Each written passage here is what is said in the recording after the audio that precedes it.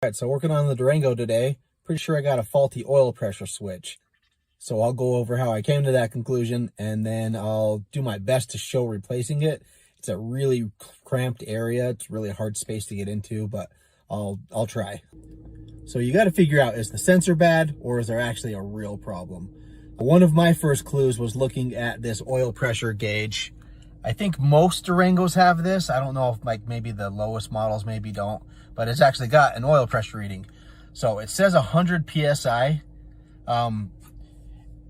If it was really pumping 100 PSI right now, the engine probably wouldn't last very long. So this is not my Durango. It's belongs to the lady of the house. And she called me late in the day and said that her check engine light was on after she'd driven it. We lived really far from everything, so she'd literally driven it like 200 miles before I even got a chance to look at it, before I got home and she got home. So her engine would have been blown. So that was my first clue that it's probably not actually pumping 100 PSI.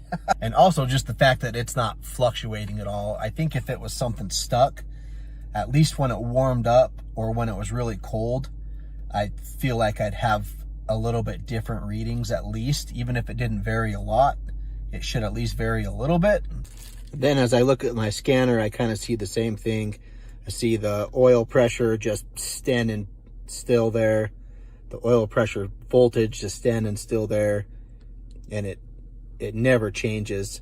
This has got variable valve timing. The engine's running just fine. If you go drive it around, you'd never think anything was wrong, even though the check engine light's on. So again, like that variable valve timing wouldn't be able to work correctly if the oil pressure was 100 PSI. And even the oil pressure sensor, like even if something was stuck, that voltage should go up and down with the pressure. It wouldn't just be stagnant like that. It doesn't matter if it's 0 degrees or full operating temperature, 200 degrees. It's always the same pressure. So that's how I came to the conclusion. I got a genuine Mopar oil pressure sensor from Rock Auto. You would have guessed that if you've watched any of my other videos, because I love that place. And I'm going to try and put it in. And I'm going to try and show you putting it in. And then I'll come back and we'll look at these readings again. So we had a fun surprise yesterday when I went to change the oil. The water pump was just pouring out antifreeze. So in this case, I'm not going to blame Nicole, because she's usually really good about telling me when something's wrong. In fact, I think she kind of enjoys it. I really think that it happened right as I started it. So if you want to see how to change a water pump on one of these, that'll be next. You can kind of see the sensor right there. It's that bronze sensor there. And I wanted to make sure I warmed up the engine so it would come out a little easier. Let's see if it actually does. But the problem is and the oil filter doesn't leak. I just barely changed the oil, so that's why that's got a little drip there. I guess I just didn't clean it up very well. But I need to try and get this plug off and also show myself doing it. Okay.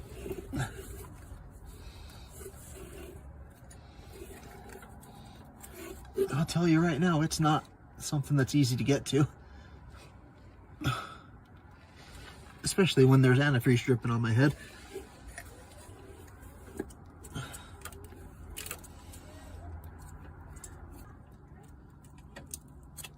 Okay, well, okay, squeeze the very end of that plug and it comes off. And it's supposed to be 1 1/16 socket, but I don't have a 1 1/16 socket, so I was going to try my luck with a wrench here.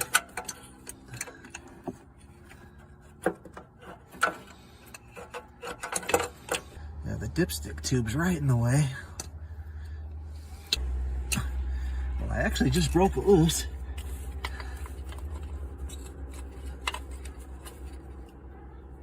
Oh, it's still not loose enough. So I'm not sure if you guys can see anything I'm doing right now, because I can barely see what I'm doing. it's gonna be impossible without a socket. All right, so I thought I was gonna be a clever boy and be able to use a speed wrench on there, but I was able to break it loose, but I wasn't able to get, once I broke it loose, there was no more turning. There's just not enough room in there. So I had to go buy a 1 1/16 inch socket from Oreilly Auto, and that should work a little better. So I found that if I go in from the back side, there's a lot more access. So my first attempts at recording this did not go very well. So I'm gonna try again. So that's the best view I can get for you. I know you can just barely see it at the back there, but at least you can kind of see. I'll come in from that back side and pop it off with that socket.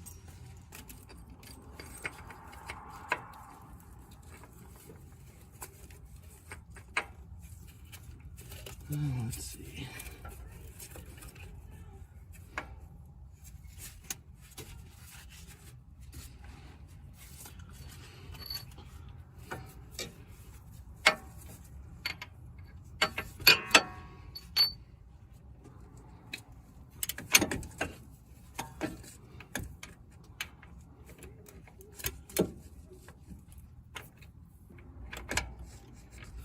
Holy crap.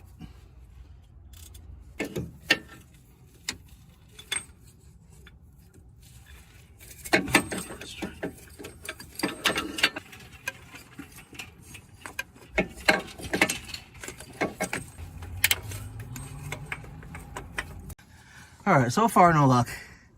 Let me see if I can get it from this side.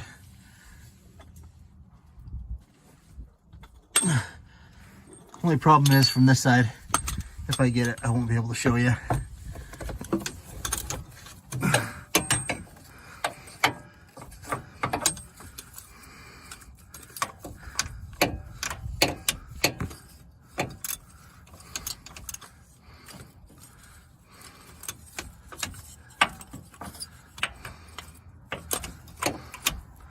Okay, hopefully you can see that. Okay, so I thought it was gonna be easier from the other, going in from the back side, but it's actually easier going in right through the oil change hole.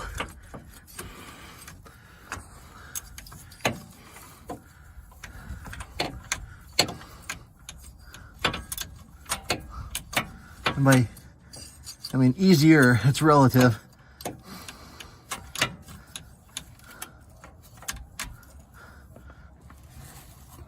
Easier doesn't mean easy.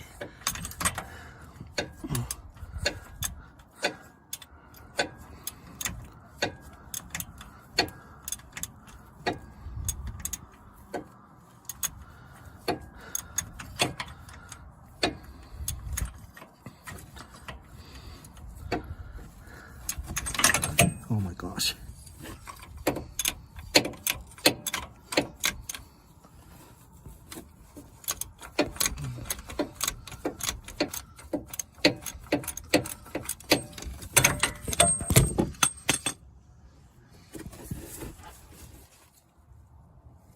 Okay.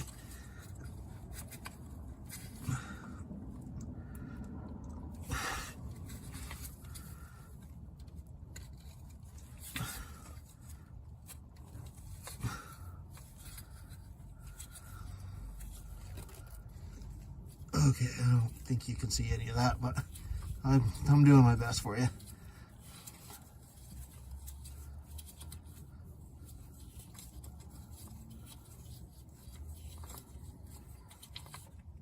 Oh, and there's oil that comes out with it. Cool. I was not prepared for that. Okay, so there's the old one, and oil comes out with it when it comes out, which should make sense since it literally measures the oil pressure, but for some reason I didn't think about that.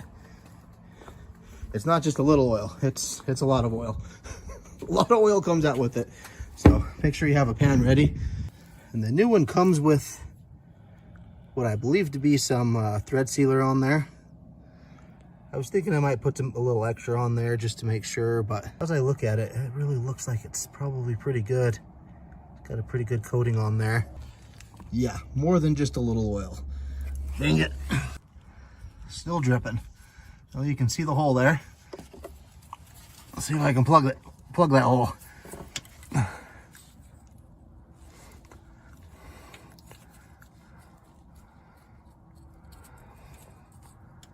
Gosh.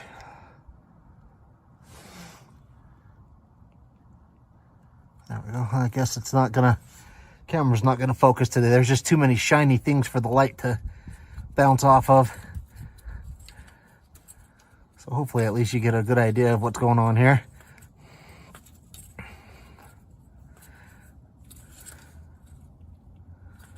And I'm pretty sure my head is laying in a puddle of oil right now. Okay. Get the socket on there.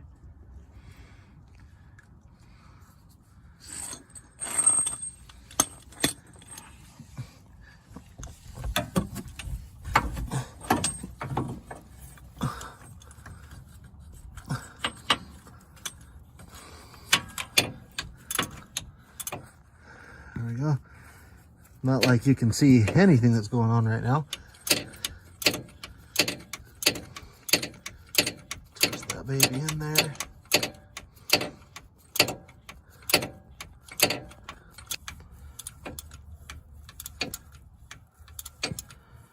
I don't have a torque spec on this. I'm gonna do it by feel. Oh gosh, dang it.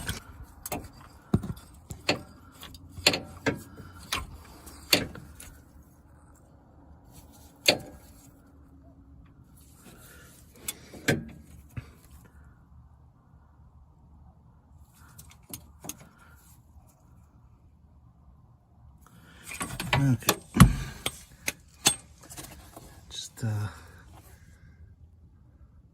I'll try to look up that torque spec before I end this video, but it's basically you got brass going into aluminum, so I bet it's not very tight. I bet it's only, I wouldn't be surprised if it's inch pounds, but well, I'll try to find it.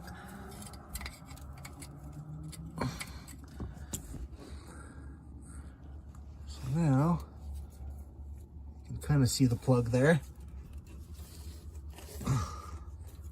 There we go. Twist it till it's on the right.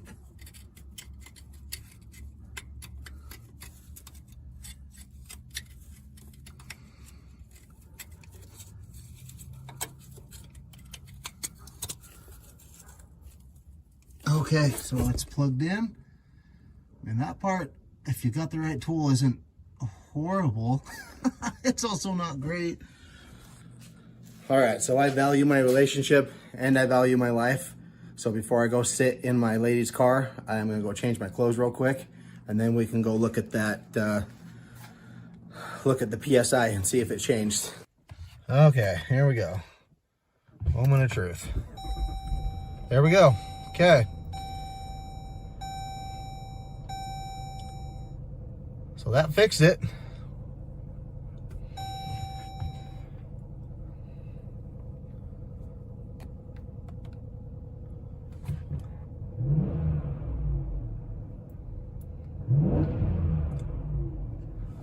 Well, that's better. Now let's see.